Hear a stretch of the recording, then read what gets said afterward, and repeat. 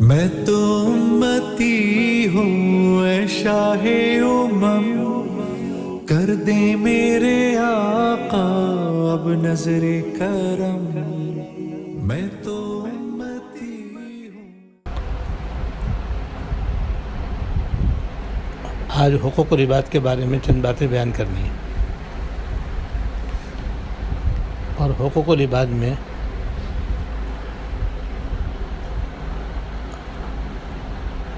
میاں بیوی کا معاملہ بھی بہت ہی اہمیت کا حامل ہے۔ نکاح کے بعد شوہر پر بیوی کے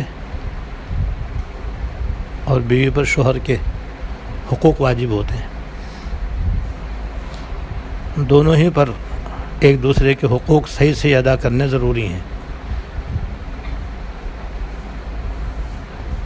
اور یہ دنیا میں میاں بیوی کا تعلق ایسا ہے کہ اس سے زیادہ بے تکلفی کا تعلق کسی اور کا نہیں ہے،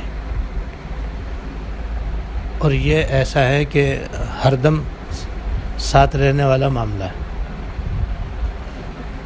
جس طرح میاں بیوی ایک دوسرے کے ساتھ رہتے ہیں، اتنا آدمی نہ ماں باپ کے ساتھ رہتا ہے، نہ ماں باپ اولاد کے ساتھ رہتے ہیں۔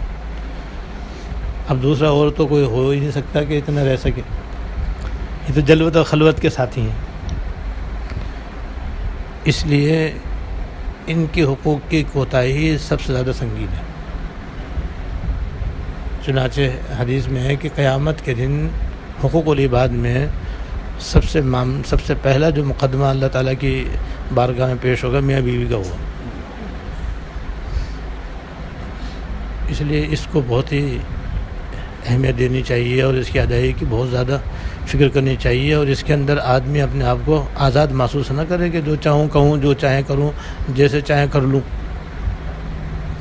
دونوں کے حقوق ہیں، اس کے حقوق کی ادائیگی ہے، اس کے اندر ظلم و زیادتی جو ہے سب اللہ تعالیٰ کے سامنے اور نام اعمال میں درج ہے، اور آخرت میں سارا حساب کتاب نیکیوں سے ہوگا،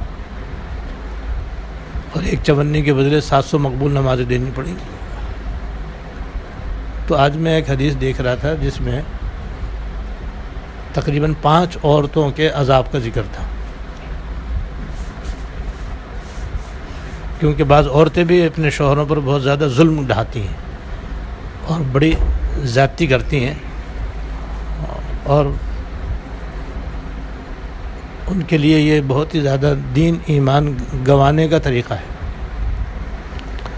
اور اس حدیث میں تو یہ ہے کہ حضرت علی رضی اللہ تعالیٰ عنہ، حضرت فاطمہ رضی اللہ تعالیٰ عنہ ایک مرتبہ حضور خدمت میں حاضر ہوئے، اور آپ کو معلوم ہے کہ ان کا گھر برابر تھا، اب بھی ہے۔ تو جب یہ دونوں حضور خدمت میں حاضر ہوئے، دیکھا حضور زار و قطار رو رہے ہیں۔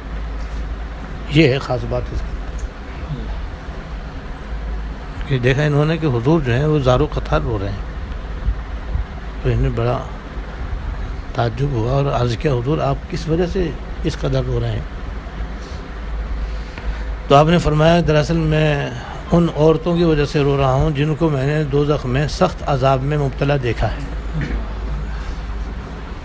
جیسے ماں باپ اپنے اولاد کو آگ میں جلتا ہوا دیکھیں تو کس طرح ان کے لیے ناقابل برداشت غم ہوگا، تو آپ کی شفقت تو دنیا کے سارے ماں باپوں سے بڑھ کر، لہذا آپ کا اپنی کسی امتی میں سے کسی عورت کو دوزخ میں دیکھنا اور پھر سخت عذاب میں مبتلا دیکھنا، بلا شبہ یہ آپ کے لیے بڑے غم کی بات ہے، کیونکہ آپ بے انتہا شفیق اور مہربان ہیں۔ جتنی کسی کو شفقت ہوتی ہے اتنی زیادہ اس کو صدمہ بھی ہوتا ہے، غم بھی ہوتا ہے۔ تو ان حضرات نے پوچھا کہ حضور آپ نے کن عورتوں کو کس وجہ سے کس حالت میں عذاب ہوتے ہوئے دیکھا؟ تو آپ نے فرمایا میں نے ایک عورت کو اس طرح دیکھا کہ وہ بالوں کے بل جہنم میں لٹکی ہوئی تھی، الیاذ باللہ، یعنی اس کے بالوں سے باندھ کر کے اس کو دوزخ میں لٹکایا ہوا تھا، جہنم کی آگ میں وہ اس طرح جل رہی تھی، الیاذ باللہ۔ اب اندازہ کرو کتنا ہولناک عذاب ہے یہ، ایک تو جہنم میں ہونا کتنا بڑا عذاب، اور پھر بالوں کے بل لٹکنا کتنا سخت عذاب۔ پھر آپ نے اس کی وجہ بتائی کہ دراصل یہ وہ عورت ہے جو دنیا کے اندر اپنے بالوں کا نامحرم مردوں سے پردہ نہیں کرتی تھی. آپ کو معلوم ہے کہ عورت کا چہرہ، دونوں ہتھیلی، دونوں پیر کے علاوہ سارا جسم اس کا سطر ہے. نماز میں اس کو چھپانا واجب ہے. اگر کوئی عورت ننگے سر نماز پڑھے گی تو نماز نہیں ہوگی، یا باریک دوپٹے سے نماز پڑھے گی تو نماز نہیں ہوگی. تو ایک تو ہے سطر کا مسئلہ، دوسرا ہے پردے کا مسئلہ. عورت پہ 2 فرض ہے.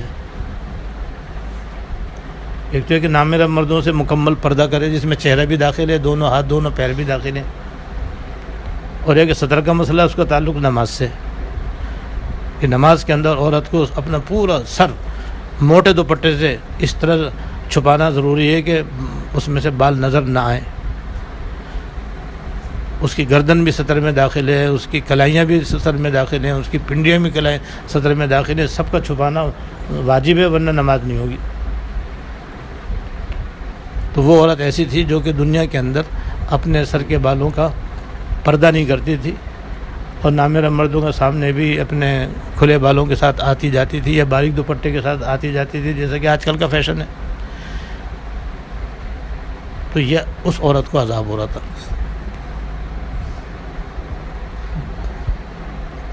دوسری عورت کو آپ نے فرمایا کہ میں نے اس حالت میں دیکھا کہ وہ زبان کے بل جہنم میں لٹکی ہوئی تھی.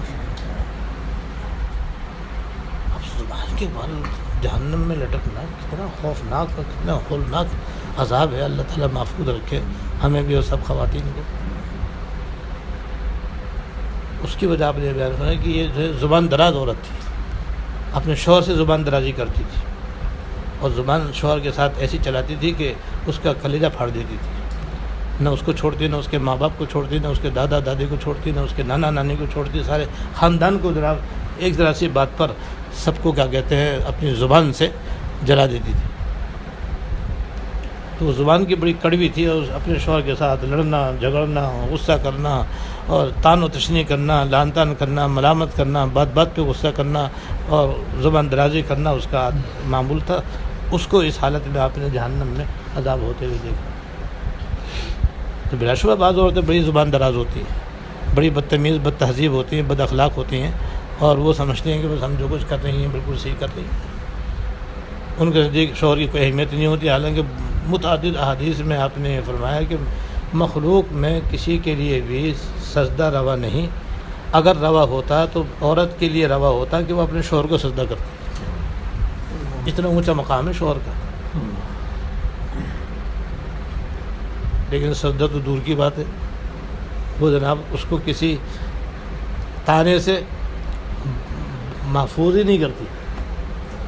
چلو بھئی یہ تو مت اس کو تانا ہو تو اپنے ساری بھڑاس نکال کے اپنی زبان درازی اتنی ہے کہ علامان ولافی. تو زبان درازی میں تو سینکڑوں گناہ ہوتے ہیں آدمی سے، کیونکہ جھوٹ بھی بولتا ہے، اس کے اندر غیبت بھی کرتا ہے، تہمت بھی لگاتا ہے، الزام بھی لگاتا ہے، اور نہ جانے تکبر کا بھی اظہار کرتا ہے، اس کی تحقیر بھی کرتا ہے. یہ بڑے بڑے گناہ، یہ سارے سام بچھو ہیں اس کے. تو چاہے وہ رات دن عبادت کرے اور چاہے دن روزے سے رہے اور ساری رات مصلی پہ کھڑی رہے، پھر بھی وہ دوزخی ہے. کیونکہ دوسرے حدیث میں ہے یہ کہ حضور خدمت میں 2 عورتوں کا ذکر کیا گیا. ایک عورت وہ ہے کہ حضور وہ بڑی عابدہ زاہدہ، بڑی متقی پرہیزگار اللہ والی ہے، مگر زبان کی بہت کڑوی، تان و تشنی، گالی گلوچ، غصہ، ناراضگی وغیرہ، زبان درازی اس کی عادت ہے. پڑوسی اس سے نالائیں. آپ سمجھ یہ دوزخی ہے، یہ فی النار، یہ عورت دوزخ میں جائے گی.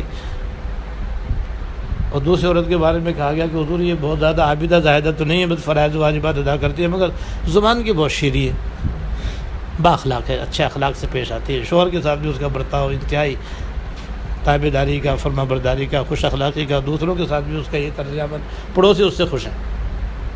فرمایا یہ فی الجنت، یہ جنت میں جائے گی. اس لیے بھی مرد ہو یا عورت زبان قابو میں رکھنا ضروری ہے. اس کا غلط استعمال انسان کو دوزخ میں لے جانے والا ہے. پھر تیسری عورت کے بارے میں آپ نے فرمایا وہ اس کو اس حالت میں دیکھا کہ وہ اپنے پستانوں کے ذریعے دوزخ میں لٹکی ہوئی اور جہنم کی آگ میں جل بھی رہی ہے اور پستانوں سے بندھی ہوئی. الیاذ باللہ، الیاذ باللہ. کس قدر اس کو اذیت، کس قدر اس کو اس کی تکلیف. اس کے بارے میں آپ نے فرمایا کہ یہ جو نامحرم مردوں سے ناجائز تعلقات رکھنے والی، ان سے ملنے جلنے والی، ان سے باتیں کرنے والی، ان کے ساتھ اٹھنے بیٹھنے والی، ان سے ہنسی مذاق کرنے والی، یہ وہ عورت ہے جس کو پستانوں کے ذریعے جہنم میں لٹکا کر عذاب ہو رہا تھا۔ اور یہ آج کل کا فیشن ہے کہ عورتوں کے نامحرم مردوں سے ناجائز تعلقات۔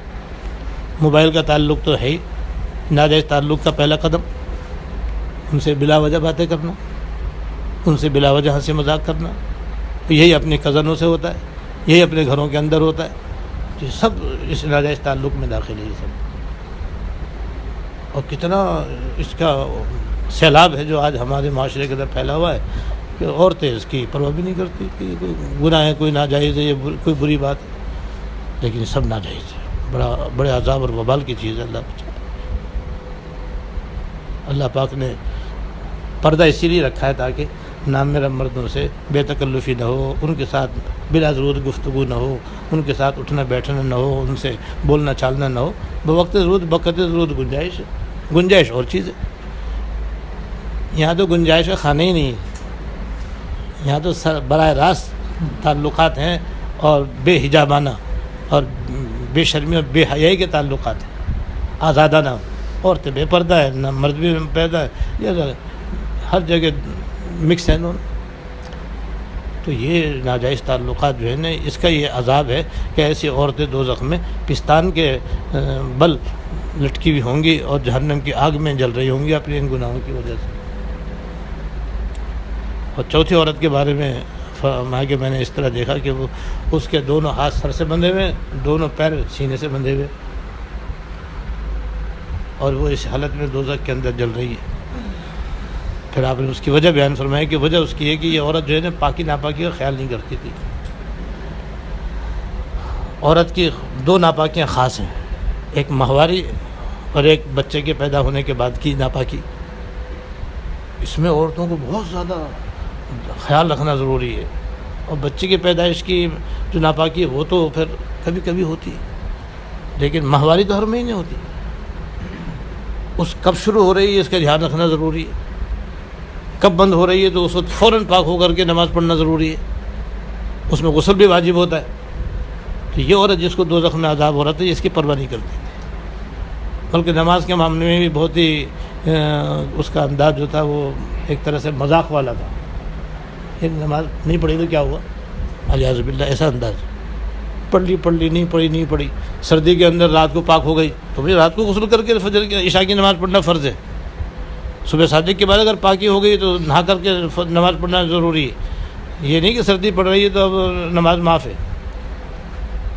تو یہ عورت جو تھی اس وجہ سے دوزخ میں جل رہی تھی، اور اس حالت میں جل رہی تھی کہ اس کے دونوں ہاتھ سر سے بندھے ہوئے تھے، دونوں پیر سینے سے بندھے ہوئے تھے، اور اسی حالت میں اس کو دوزخ میں عذاب ہو رہا تھا، کیونکہ وہ حیض و نفاس کے اندر اور طہارت اور پاکی کے اندر احتیاط نہیں کرتی تھی، بے احتیاطی کرتی تھی، غفلت اور لاپرواہی کا معاملہ کرتی تھی، اور نماز کے بارے میں بھی لاپرواہ، پڑھی نہیں پڑھی، اور اگر کہو تو ہاں پڑھ لیں گے، یا اور کوئی مذاق کا جملہ بول دیا کہ ہم سے اٹھک بیٹھک نہیں ہوتی، الیاذ باللہ، اور یہ تو کلمہ کفر ہے۔